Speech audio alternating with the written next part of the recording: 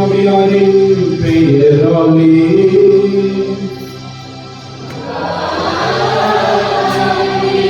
நம் ஆண்டவராகிய இயேசு கிறிஸ்துவின் அருளும் கடவுளின் அன்பும் தூய ஆவியாரின் துணையும் உங்கள் அனைவரோடும் இருப்பதாக.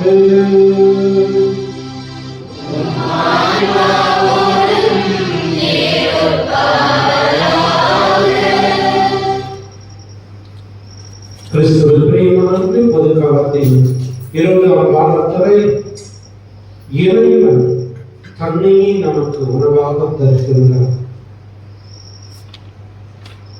எதை நாம் உண்கிறோமோ அதுவாக நாம் மாறுகின்றோம். அந்த விதத்துல இயேசுவை உண்கின்ற நாம் இயேசுவாக மாறி இயேசு உகந்த சாட்சிகளாக வாழ தேவையான வரங்களை இந்த திருப்பணிகளை சிறப்பாக சுகிப்போம்.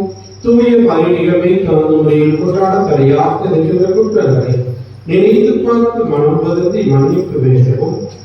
சிறப்பான விதத்துல இந்த இயேசுவின் திரு உடலை பெற்றுக்கொள்ளாமல் இருந்த அந்த நேரங்களுக்காக இன்னும் தகுதியான விதத்துல தகுந்த தயாரிப்போடு இறைவன் இயேசுவை பெற்றுக்கொள்ளாமல் இருந்த அந்த நேரங்களை நினைத்து பார்ப்போம். மனம் வருந்தி மன்னிப்பு வேண்டுவோம்.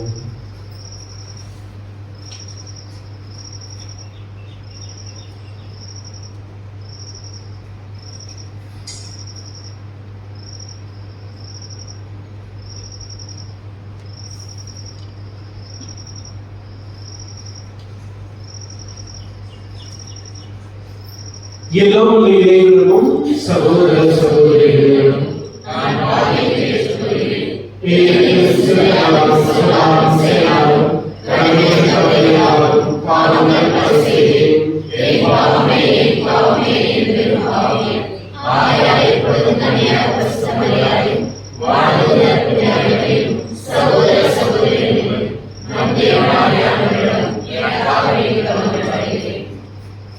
எல்லாம் இறைவன் நம்மீது இரக்கம் வைத்து நம் பாவங்களை மன்னித்து நம்மை முடிவில்லா வாழ்வுக்கு அழைத்து செல்வாராக. ஆமென்.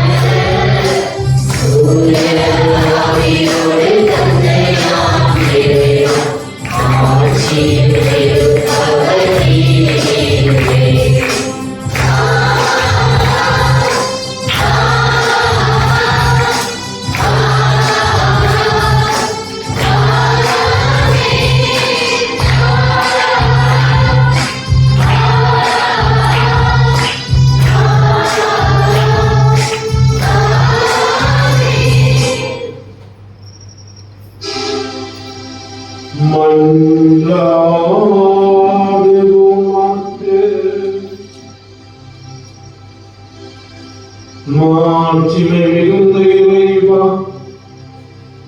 உம்மை அன்பு செய்வோருக்கு கற்பொருளாகாத பல்வேறு நன்மைகளை நீரே ஏற்பாடு செய்திருக்கின்றீர். எங்கள் இதயங்களை உமது அன்பின் நிறைவை பொழிவதால் நாங்கள் உம்மை அறிவதிலும் அனைத்திற்கும் மேலாக அன்பு செய்து எல்லா வகை மனித எதிர்பார்ப்புகளையும் கடந்து வாக்குறுதிகளை பெற்றுக் கொள்வோமாக. உம்மோடு துய்யாவியாதி ஒன்றிப்பு ஒரே இறைவனாய் வாழும் உம்மை மன்றாடுகின்றோம்.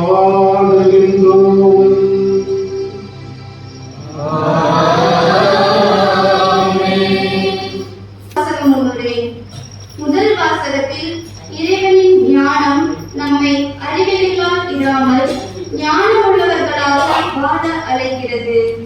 அதுபோல மதிக்கேட்டர்களையும் தான் கட்டிய வீட்டிற்கு வந்து விருந்துண்ண அழைக்கிறது. வாழ்வை சுவைக்க புத்தியுடன் ஞானமும் தேவையென வலியுறுத்தும் நீதிமொழிகள் நூலிலிருந்து எடுக்கப்பட்ட வாசகத்திற்கு செவிமெடுப்போம்.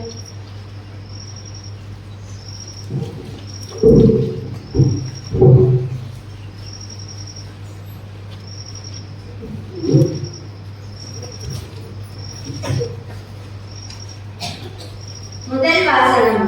நான் தரும் உணவை உண்ணுங்கள், திராட்சை ரசத்தை பருகுங்கள். நீதிமொழிகள் நூலிலிருந்து வாசகம். அதிகாரம் 9, இறைவார்த்தைகள் 1 முதல் 6 வரை.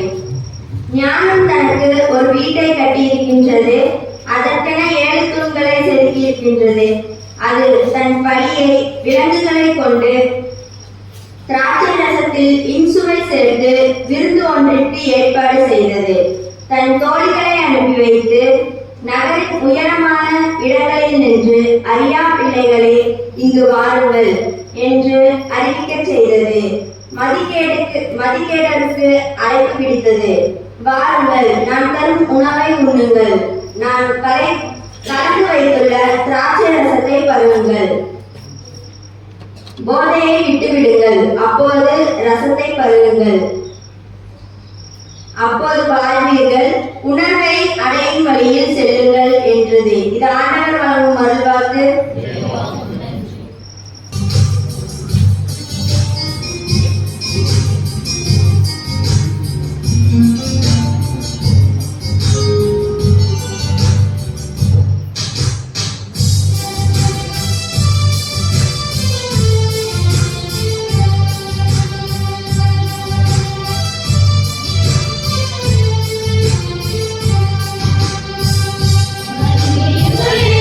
வந்த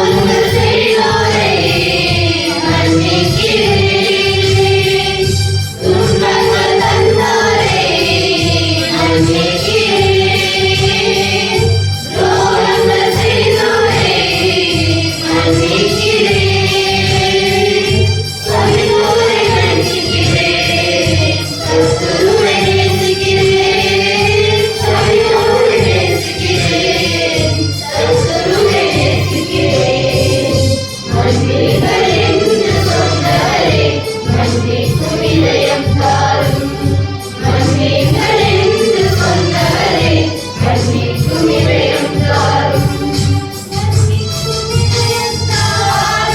மன்னிக்கும் இதயம் தாரும் மன்னிக்கும் இதயம் தாரும் மன்னிக்கும் இதயம் தாரும். இரண்டாம் வாசகம் முன்னுரை. இரண்டாம் வாசகத்தில் இந்த நாட்கள் பொல்லாத காலத்தில் குற்றம் பயன்படுத்தும் அறிவிலும் தாறுமாறான வாழ்வுக்கு வழிபார்க்காமல் பார்த்து கொள்ளவும் ஆவியால் ஆட்கொள்ளப்பட்டும் இயேசுவின் பெயரால் கடவுளுக்கு நன்றி கூறி ஞானத்துடன் வாழ அறிவிகளை எபிஎஸ்ஆர் திருமுகத்தின் வழியாக பவுலடியார் இங்கு பதிவு செய்கிறார். இந்த இரண்டாம் வாசகத்தை கவனம் பார்க்கின்றோம்.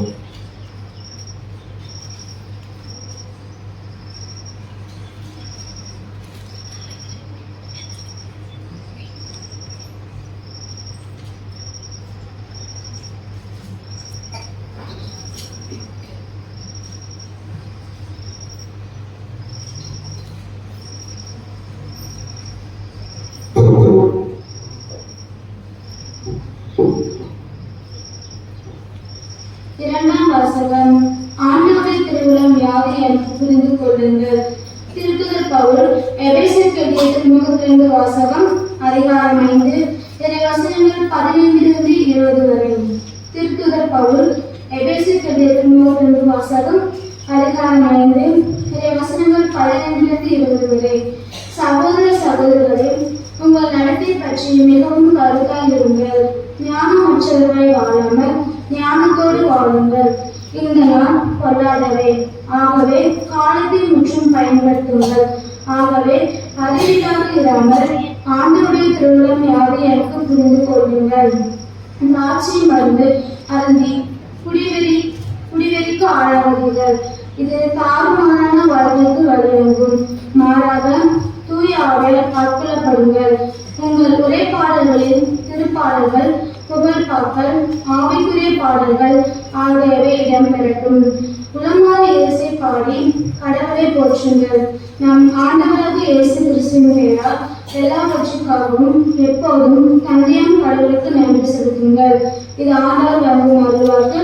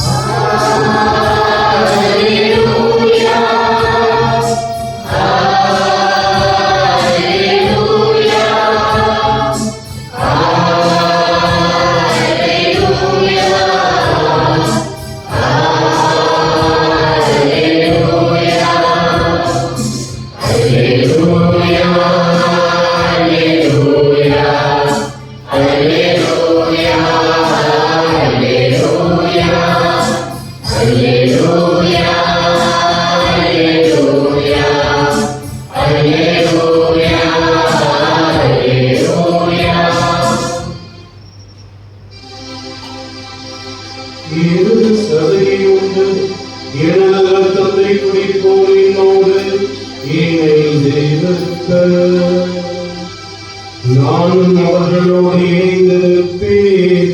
அல்லேலூயா அல்லேலூயா அல்லேலூயா அல்லேலூயா அல்லேலூயா. ஆண்டவர்களோடு இருப்பாராக.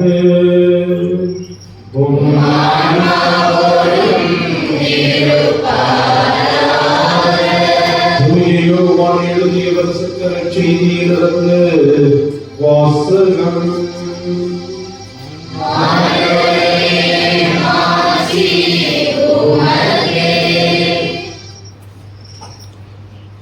காலத்தில் இயேசு மக்கள் கூட்டத்தை நோக்கி, விண்ணகத்திலிருந்து இறங்கி வந்த வாழ்வு தரும் உணவு நானே. இந்த உணவை எவராவது உண்டால் அவர் என்றுமே வாழ்வார். எனது சதையை உணவாக கொடுக்கின்றேன், அதை உலகு வாழ்வதற்காகவே கொடுக்கின்றேன். நாம் உண்பதற்கு இவர் தமது சதையை எப்படி கொடுக்க இயலும் என்ற வாக்குவாதம் அவர்களிடையே இருந்தது. இயேசு அவர்களிடம், உறுதியாக உங்களுக்கு சொல்கிறேன், மானிட மகனுடைய சதையை உண்டு அவருடைய ரத்தத்தை குடித்தாலுடைய நீங்கள் வாழ்வு அடைய மாட்டீர்கள். எனது சதையை உண்டு என் ரத்தத்தை குடிப்பவர் நிலை வாழ்வை கொண்டுள்ளார். நானும் அவரை இறுதி நாளில் உயிர்த்தெழச் செய்வேன். எனது சதை உண்மையான உணவு, எனது ரத்தம் உண்மையான பானம். எனது சதையை உண்டு எனது ரத்தத்தை குடிப்போர் என்னோடு இணைந்திருப்ப நானும் அவர்களோடு இணைந்திருப்பேன். வாழும் தந்தை என்னை அனுப்பினார், நானும் அவரால் வாழ்கிறேன். அதுபோல என்னை உண்போரும் என்னால் வாழ்வர். விண்ணகத்திலிருந்து இறங்கி வந்த உணவு இதுவே. இது நம் முன்னோர் உண்ட உணவு போன்றது அல்ல. அதை உண்டவர்கள் இறந்து போனார்கள். இவ்வுணவை உண்போர் என்றும் வாழ்வர். ஆண்டவரின் அருள்வாக்கு.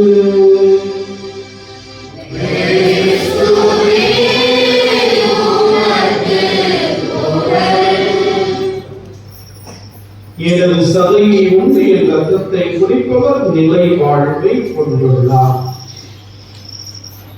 இது இயேசு கிறிஸ்துவில் பிரியமானவர்களே, 3 வருடங்களுக்கு முன்பாக நான் ஒன்றிப்புதூரிலே முதல்வராகவும் தாளாளராகவும் பணியாற்றிக் கொண்டிருந்த அந்த சமயத்துல ஒரு கத்தோலிக்க பெற்றோர்ல என்னை இந்த அழகு நிலையத்தை மந்திரிப்பதற்காக அழைத்திருந்தார். நானும் சென்றேன். மந்திரித்து விட்டு அந்த இதில் பார்த்து என்ன பண்ணுவீங்க அப்படின்னு கேட்டேன். நமக்கெல்லாம் அந்த எக்ஸ்பீரியன்ஸ் இல்லை. அதனால கேட்டு அவங்க ஒரு லிஸ்டையே கொடுத்தாங்க. கலரி, கேண்டீன், அது இது பெரிய லிஸ்ட். அதுக்கு ஏற்காட்போல் தொகையும் பயங்கரமாக இருந்தது. வருமானத்துக்கெல்லாம் இவ்வளவு தொகையை கொடுத்தது. என்ன மாதிரி கேட்டீங்க, உலகம் தெரியாத மாதிரி இருக்கிறீங்களே. நிறைய பேர் வருவார்கள், தங்களுடைய உடலை அழகுபடுத்திக் கொள்வதற்காக நிறைய பேர் இங்கே நாடி வருவார்கள் என்று அவர்கள் சொன்னார்கள். எனக்கு மிக ஆச்சரியமாக இருந்தது. இவ்வளவு தொகையை கொடுத்து இதை செய்கின்றார்களா என்று ஒரு ஆச்சரியம். பெரியவர்களே, நாமும் கூட பல சமயங்களில் இது போலதான் நம்முடைய உடலை அலங்கரிக்க, உடலை காக்க எத்தனையோ பொருள் செல்வத்தை செலவழிக்கின்றோம், நேரத்தை செலவு செய்கின்றோம். அதே போலவே அறிவு பசியை தீர்த்துக் கொள்வதற்காக பல்வேறு புத்தகங்களை படிக்கின்றோம். அதுபோல கூகுள் போன்றதெல்லாம் தேடி கண்டுபிடித்து அதை பற்றி அறிந்து கொள்கின்றோம். இன்னும் நம்முடைய உறவுகளை வளர்த்துக் கொள்வதற்காக அடுத்தவர்களோடு நாம் தொலைபேசியிலே தொடர்பு கொள்கின்றோம். நம்முடைய இன்னும் ஒரு சில சமயங்களிலே அவர்களுடைய இல்லங்களுக்கு சென்று அவர்களை சந்தித்து உறவாடி மகிழ்கின்றோம். இப்படியாக பார்க்கின்ற போது நம்முடைய உடலுக்கு, உள்ளத்திற்கு, அதே போலவே அறிவிற்கு பசியை தீர்த்து கொள்ள பல்வேறு உணவுகளை தருகின்றோம். அதுபோல நம்முடைய ஆன்ம பசியை தீர்க்க நம்முடைய நேரத்தையும் பொருளையும் செலவு செய்ய தயாராக இருக்கின்றோமா? யோசித்து பார்க்க இன்றைய இறை வார்த்தை நமக்கு மிக ஒரு அழகான அழைப்பை கொடுக்கின்றது. ஏற்கனவே கடந்த 4-5 வாரங்களாக யோவான் நற்செய்தி 6ஆம் அதிகாரத்திலிருந்து நற்செய்தி பகுதியை வாசித்தோம். குறிப்பாக கடந்த 3 வாரங்களாக இந்த நற்கருணையின் மறைபொருளை பற்றி சிந்திக்கின்றோம்.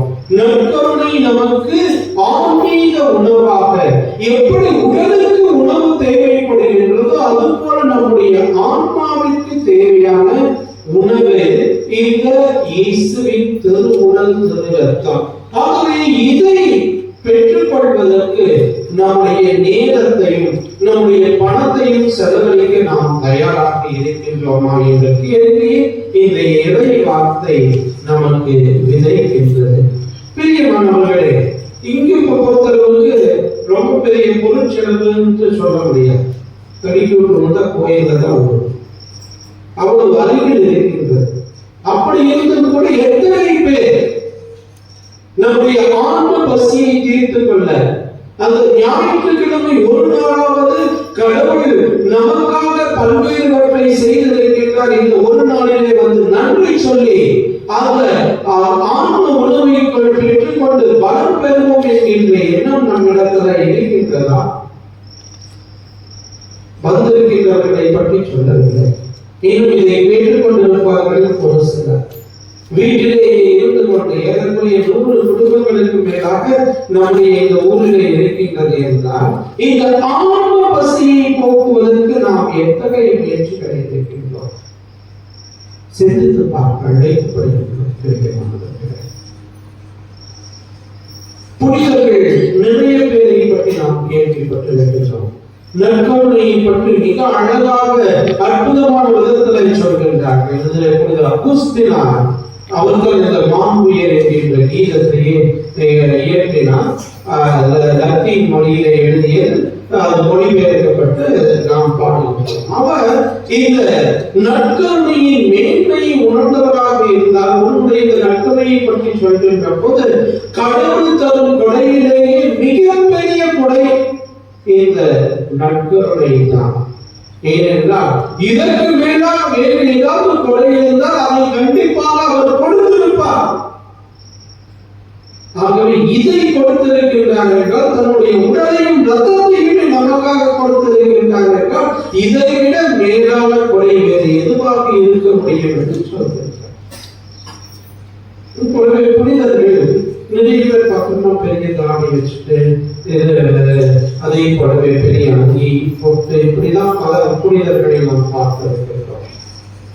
ஜீன்ஸ் டி-ஷர்ட் இதுல ஒரு புனிதர் பார்த்திருக்கிறார். முத்தி பேர் பெற்ற நிலையில் இருக்கின்றார்கள். புனித நிலைக்கு உயர்த்தப்பட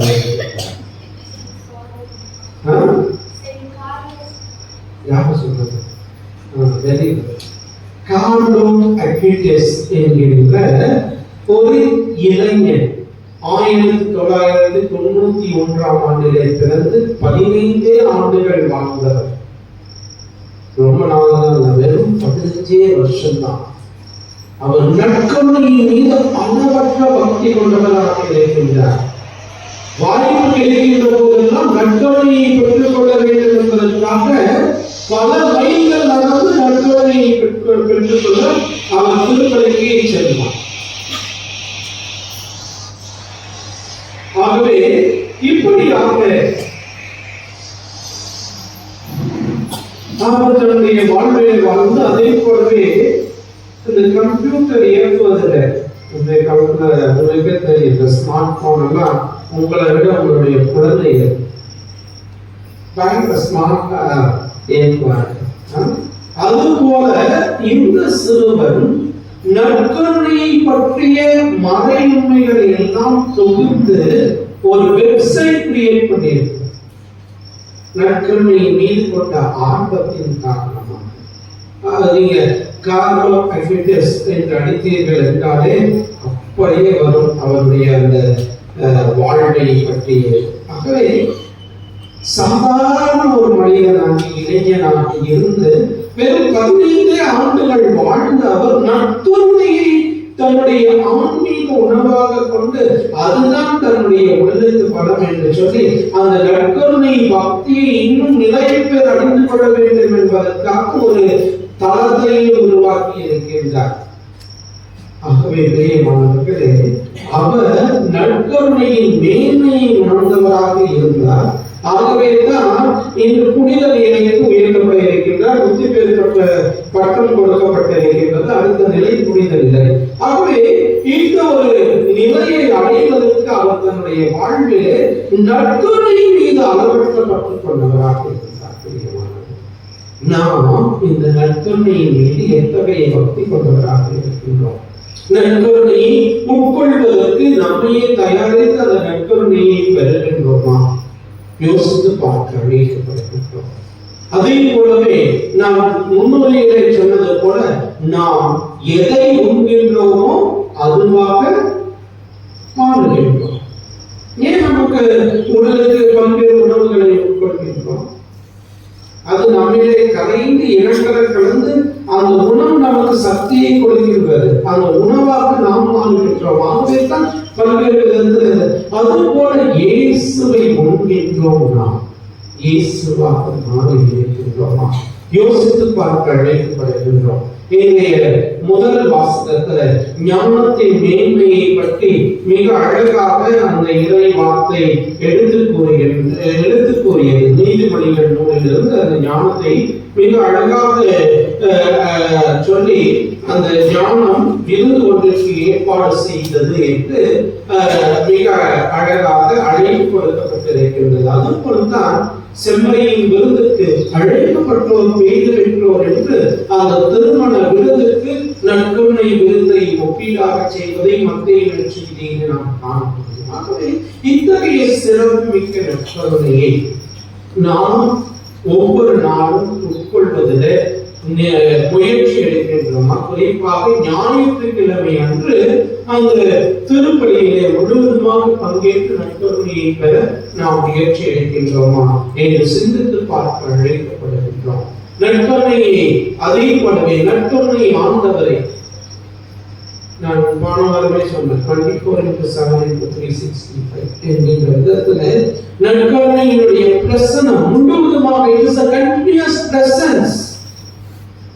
உலகம் இறுதி வரை உங்களோடு இருக்கின்றேன் என்று சொன்ன இயேசு தேர்ந்தெடுத்த மிக உன்னதமான அருள் அடையாளம் தான் இந்த நற்கருணை. நற்கருணையின் வழியாக தன்னுடைய தொடர் பிரசனத்தை வெளிப்படுத்திக் கொண்டே இருக்கின்றார்.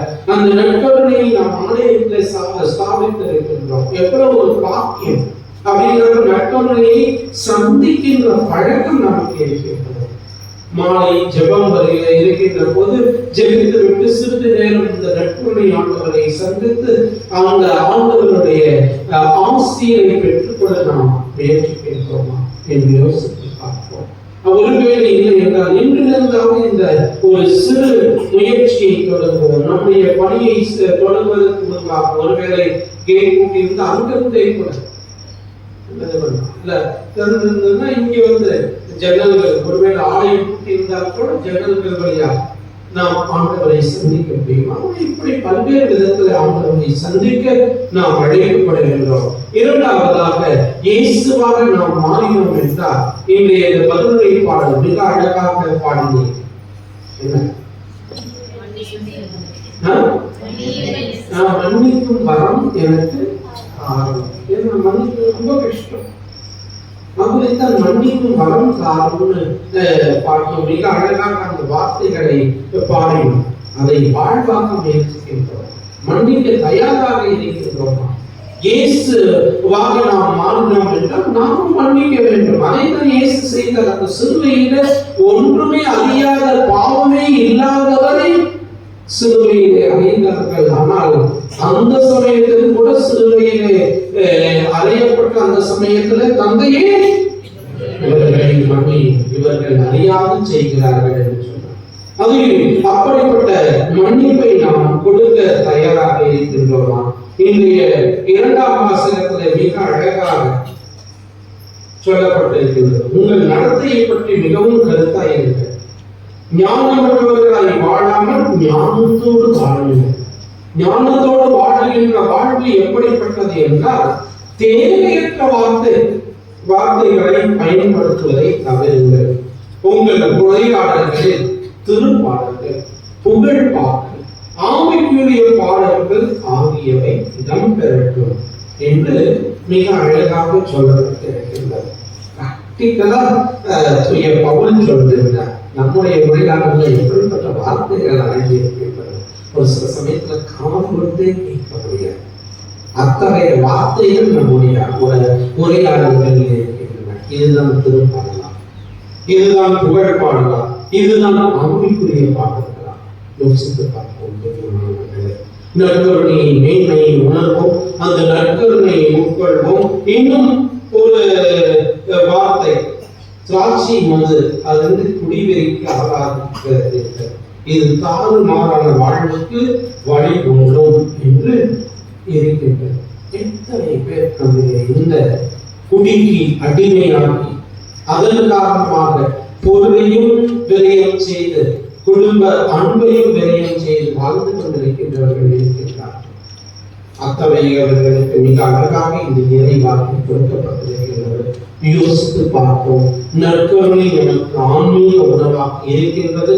அந்த உணவை உட்கொள்கின்ற சமயத்தில் நாம் இயேசுவாக மாறி பிறரை மன்னித்து நம்முடைய உரையாடல்களிலே திருப்பாடல்களையும் புகழ் பாடலையும் ஆவிக்குரிய பாடல்களையும் பாடி இறை தந்தையை மகிமை செய்வோம். இறைவன் நம்மை விரைவாக ஆசீர்வதிப்பாராக. எழுந்து நம்முடைய விசுவாசத்தை அறிக்கையிடுவோம்.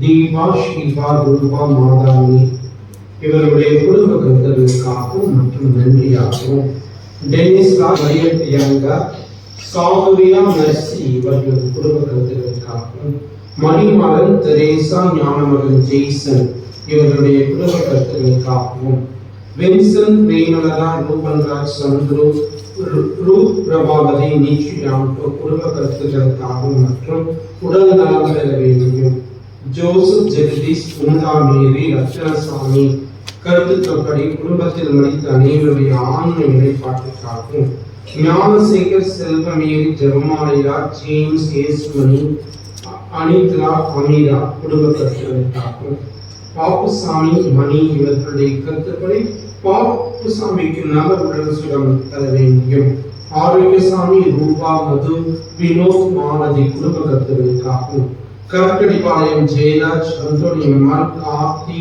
கவின் ஜீவா மற்றும் ஜெயராஜ் அந்தோணியம்மாள் உடல் நலம் பெற வேண்டியும் அண்ணாதுரை சாந்தி அஸ்வின் தினேஷ் முத்து குடும்ப கருத்துக்களுக்காகவும் அதிகரவு வெங்கடேஷ் பெருமாள் விக்னேஷ் சூரிய பிரகாஷ் ஆகாஷ் இவருடைய கருத்துக்களுக்காகவும் சிறப்பான அதிகாரிகளுடைய உடல் நலம் பெற்றதற்கு மாதாவிற்கு நன்றியாகவும் ஒப்புக்கொடுக்கப்படுகின்றது. இதோடு நம்முடைய கருத்துக்களையும் மன்றாட்டுகளையும் இணைத்து செவிப்போம்.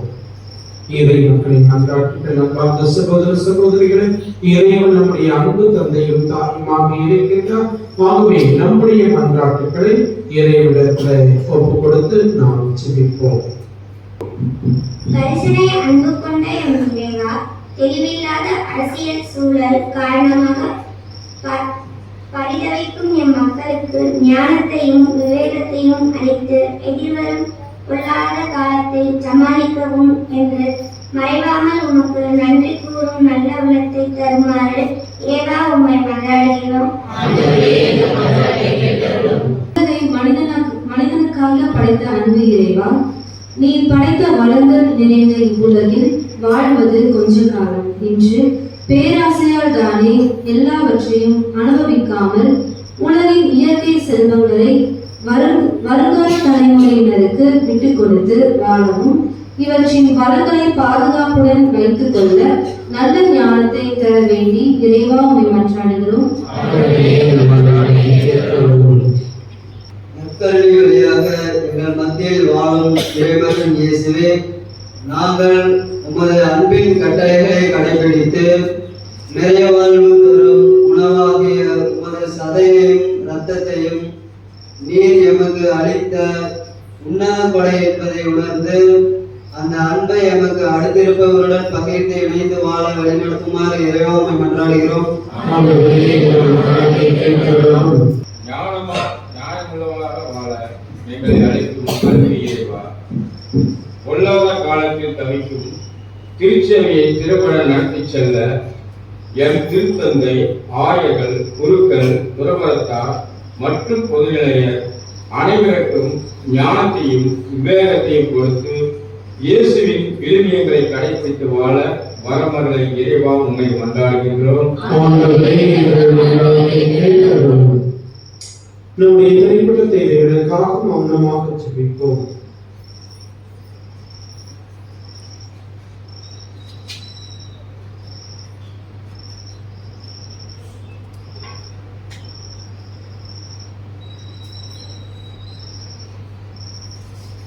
எங்கள் தாயும் தந்தையுமான இறைவா, உங்களுடைய உடலையும் இரத்தத்தையும் எங்களுக்கு உணவாக கொடுத்து வருவதற்காக நன்றி கொள்கின்றோம். இந்த உடலும் இரத்தமும் எங்கள் ஆன்மீக வாழ்வை பலப்படுத்தி உங்களுக்கேற்ற சாதனைகளாக நாங்கள் வாழ தேவையான நல்வழிகளை தருவதால் எங்கள் ஆண்டவர் கிறிஸ்து வழியாக உங்களை உள்நாடுகின்றோம்.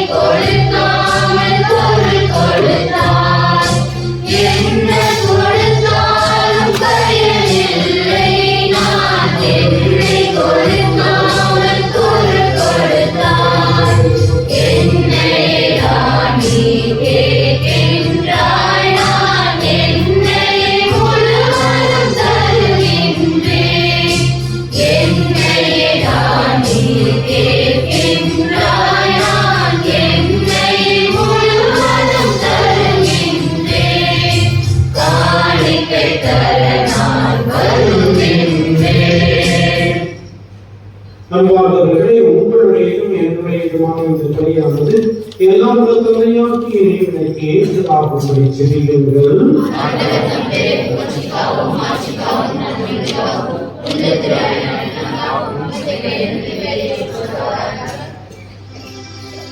ஆண்டவரை மாற்றும் மிக்க மாற்றங்களை ஏற்படுத்தும் நீங்கள் காணிக்கைகளை ஏற்படும். அதனால் மீட்கத்தவற்றையும் மக்களுக்கு கொடுத்து உண்மையை நாம் பெற்றுக் கொள்ள தகுதி பெறுவோமாக்கு எங்கள் ஆண்டவர் கிறிஸ்து வழியாக உம்மை மன்றாடுகின்றோம்.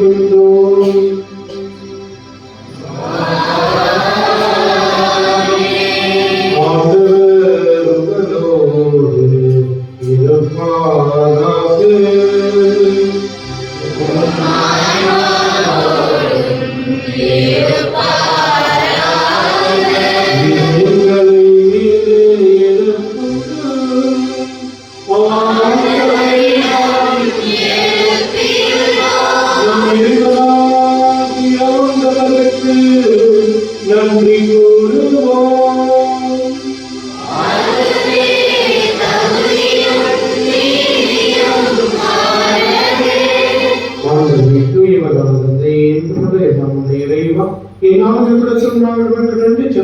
நீயாகவே தகுதியும் நீதியுமாகும் எங்கள் கடமையை மீட்புக்குரிய செய்துமாகும். ஏனெனில் நீர் எங்களுக்கு மீட்புரை அனுப்பும் அளவு உலகை மீது பரிந்து கொண்டேன். அவர் பாவின் தவிர மற்ற அனைத்திலும் எங்களைப் போல இயக்கத்தினுடன் கொண்டார். இவ்வாறு நீரும் திருமணம் செலுத்தி அன்பை எங்கள் மீது செலுத்தினேன். நாங்கள் கீழ்ப்படியாமையால் பாவம் செய்து இழந்த உடைய கொடைகளை அவருடைய கீழ்ப்படிதலால் மீட்டு எங்களுக்கு அருளினீர். ஆகவே ஆண்டவரை வானதூதர் புனிதர் அனைவரோடும் நாங்கள் சேர்ந்து நமது பெருமையை பறைசாற்றி அர்ப்பணிப்புடன் சொல்வதாவது: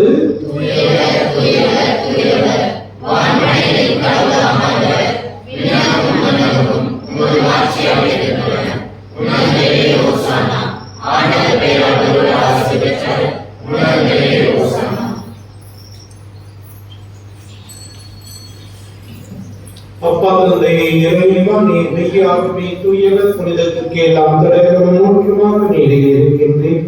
அவர்களுடைய தூயாமையை புனித காணிக்கைகளை புனிதப்படுத்த வேண்டும் என உண்மை தாழ்மையோடு கொண்டாடுகின்றோம்.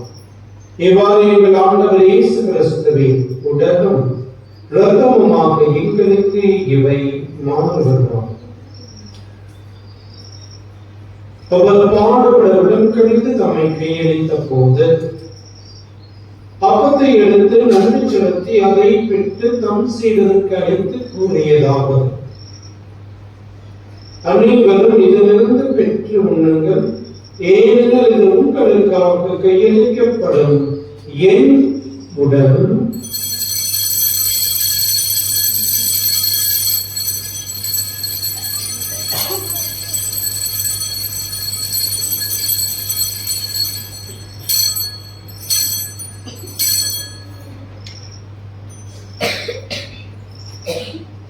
அவ்வளவு உணவருந்தி கிண்ணத்தை எடுத்து மீண்டும் நன்றி கூறி தம் சீடருக்கு அழைத்து அவர் கூறியதாகும்: அனைவரும் இதிலிருந்து பெற்று பருகுங்கள், ஏனெனில் இது புதிய நிலையான உடன்படிக்கைக்குரிய என் இரத்தத்தின் கிண்ணம்.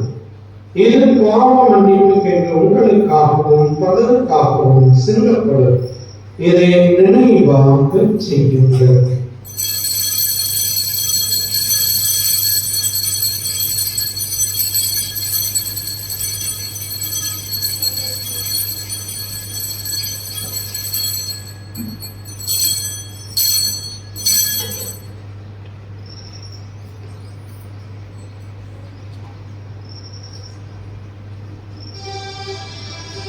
நம்பிக்கையின் மறைபொருள்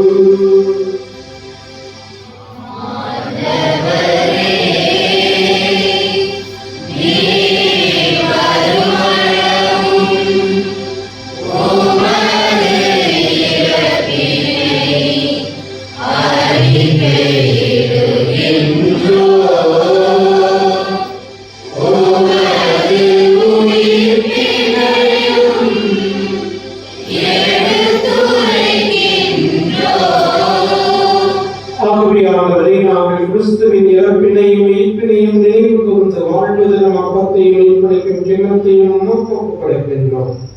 திருமணிந்து மக்களையும் திறந்தவர்களை நீங்களை ஏற்றுக்கொண்டு எனவே மக்கள் நன்றி செலுத்துகின்றோம். மேலும் கிறிஸ்துவின் உடலிலும் ரத்தத்திலும் பங்கு கொள்ளும் எங்களை தூய ஆவியார் ஒன்று சேர்க்க வேண்டும் என உண்மை தாழ்மையோடு கொண்டாடுகின்றோம். ஆண்டவரை உலகெங்கும் பரவியிருக்கும் அவையை நீர் நினைவு கூர்ந்தரும். சிறப்பாக எங்கள் திருத்தந்தை பிரான்சிஸ், எங்கள் ஆயர் தாமஸ் வாயின் சீரிய திருநெறியன் ஆகிய அனைவரும் திருவை அன்பி நிறைவேற்றச் செய்தனர். அன்பையும் இறைவா, இன்றைய நாளிலே இந்த திருப்பலியை ஒப்புக் கொடுத்திருக்கக்கூடிய ஒவ்வொருவரையும், மேலும் இந்த திருப்பலியிலே பங்கேற்றிருக்கக்கூடியவர்களை நேரே நிறைவாக ஆசீர்வதித்து அனைத்து நலன்களையும் நலன்களை புரிந்தவரும் இன்று தன்னுடைய பிறந்த நாள், திருமண நாள், பேருக்குள்ள போன்ற வாழ்வின் முக்கிய நாட்களை அனுசரிக்கக்கூடிய ஒவ்வொருவரையும் நீங்கள் நிறைவாக ஆசீர்வதித்தவர்கள். மேலும் உயிர்த்தல் இதனோடு துயர்களும் என் சகோதர சகோதரிகளை இந்த திருப்பலியிலே நியமிக்கப்படுகின்ற மக்களை உங்களுடைய குடும்பங்களிலே வைத்தவர்கள், உற்றார், உறவினர், நண்பர்கள், உபகாரிகள் யாருடைய மக்களை ஒத்திரிக்க நிலையில் இருக்கின்ற மக்களை நினைவுக்கும் அறிவிக்கவும் திருமணம் ஏற்றுக்கொள்ளும் எங்கள் அனைவர் மீது விளக்கமாயிரம் இறைவனின் கண்ணின் தாயான தூய மாற்றமே மிக்க புனித மரியா, தூய வானார், புனித அப்போஸ்தலர், இவ்வுலகிலும் வந்தவராய் இருந்த புனிதர் அநேகரோடு நாங்கள் நிலைவாழ்வில் பங்கு கொள்ளும் தகுதி பெற்று உன் திருமணம் இயேசு கிறிஸ்துவுடைய ஆக்கும் எப்பொழுதும் பரவலுள்ள உண்மை மன்றாடுகின்றோம். தேவவழியாக இவரோடு எல்லாம் வல்ல இறைவனாகிய தந்தையே, தூய ஆவியாரின் ஒன்றிற்கும் எல்லா புகழும் மாற்றியும் என்றென்றும் உமக்கு உரியதே.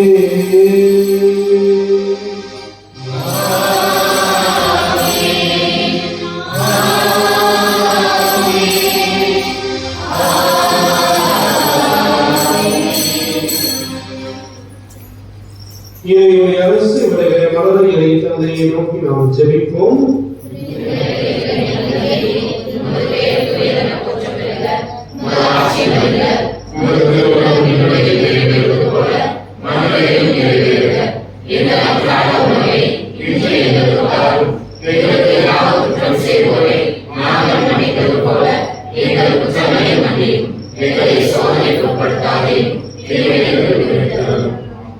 ஆண்டவரே, தீமை ஆபத்து துன்பமாக்கிய நீத்திலிருந்து எங்களை விடுவித்து எங்கள் வாழ்நாளில் அமைதியை கிடைவிட நல்லவை மன்றாடுகின்றோம். உமது இரக்கத்தின் உதவியால் நாங்கள் பாவத்திலிருந்து எப்போதும் விடுதலை பெற்று யாதொரு இறக்கமின்றி நலமாய் இருப்போமாக. நாங்கள் எதிர்நோக்கி இருக்கும் பேரின்பத்திற்காக மீட்பராகிய இயேசு கிறிஸ்துவின் இரண்டாம் வருகைக்காகவும் காத்திருக்கின்றோம்.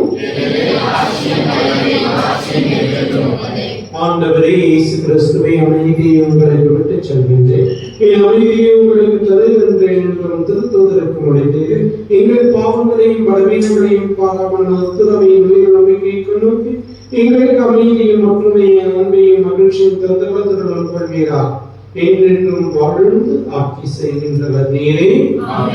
ஆண்டவருடைய அமைதி உங்கள் அனைவரோடும் என்றும் இருப்பதாக. ஒருவருக்கு ஒருவர் அமைதியை நாம் பகிர்ந்து மகிழ்வோம்.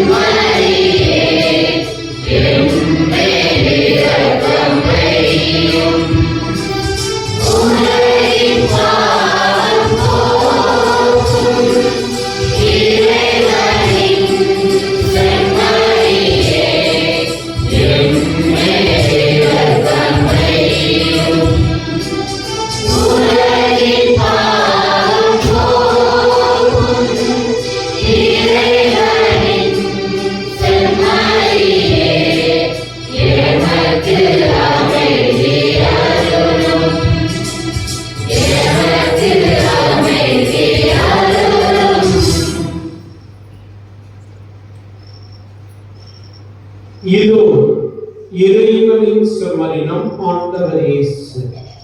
என் தசையை தின்று என் ரத்தத்தை குடிப்பவன் முடிவில்லா வாழ்வை கொண்டுள்ளான் என்று சொன்ன இயேசு இவரை இவருடைய அன்பின் விருந்துக்கு அழைக்கப்பட்டுள்ள நாம் ஒவ்வொருவரும் பேர் பெற்றோர்.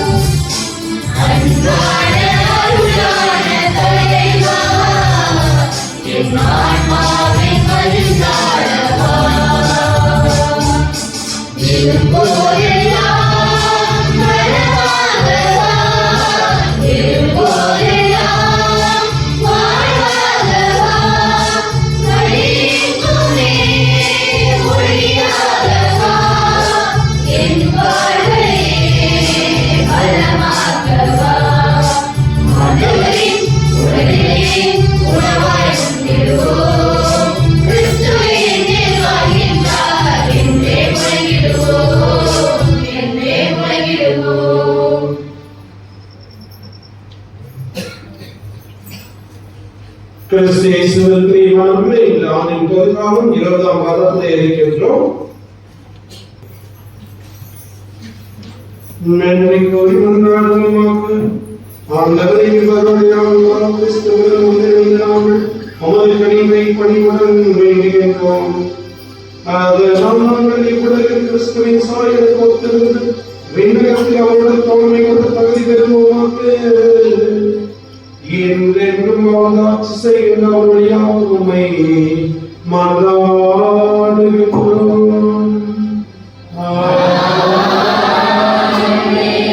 ஆண்டவர்களோடு இருப்பாராக.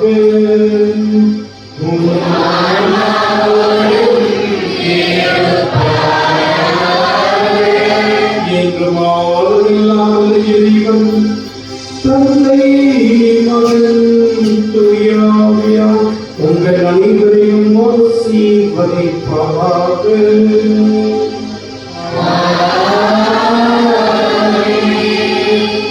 இயேசுவை வந்து இயேசுவை பிறருக்கு பகிர்ந்து வாழ சென்று வாழுங்கள். வாழ்க்கைப்படி தொடரட்டும்.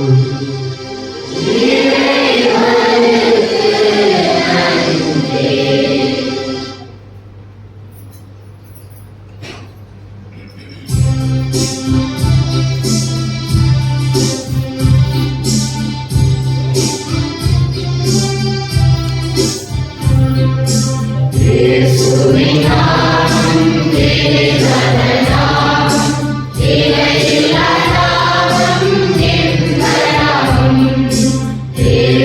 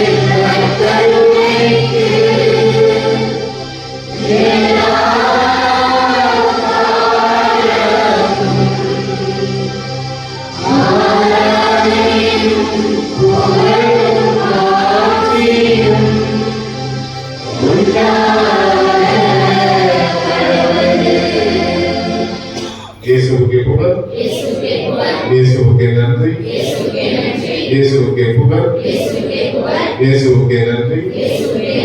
மரியே வாழ்க, மரியே வாழ்க, மரியே வாழ்க.